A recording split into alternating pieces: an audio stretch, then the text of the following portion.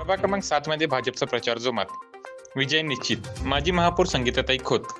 प्रभाग क्रमांक 7 मध्ये महापालिका निवडणुकीच्या पार्श्वभूमीवर अनेक उमेदवार अचानक गल्लोगल्ली उगवल्याचे चित्र दिसत असले तरी प्रत्यक्षात केवळ भारतीय जनता पार्टीने सातत्याने जनहिताची विकासकामे केली आहेत. त्यामुळे मतदारांनी कोणाच्याही भूलथापांना बळी न पडता भाजपच्या पॅनलला मतदान करावे.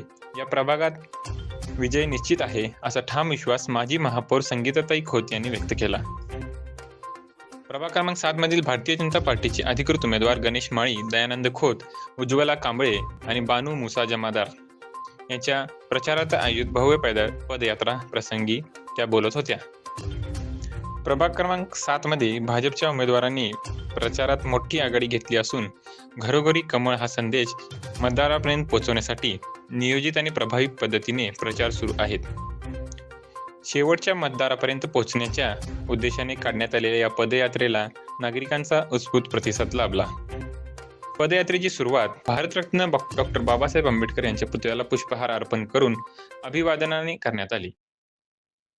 मी डॉक्टर अजित कुमार, आंतरराष्ट्रीय ख्यातीचे संबंध तज्ज्ञ म्हणून माझी ओळख आहे आणि आपण प्रभाग क्रमांक 7 यामध्ये आज BJPचे जे आमचे उमेदवार उभारलेले आहेत त्यांच्या प्रचारासाठी खास करून मी या ठिकाणी आलेलो आहे.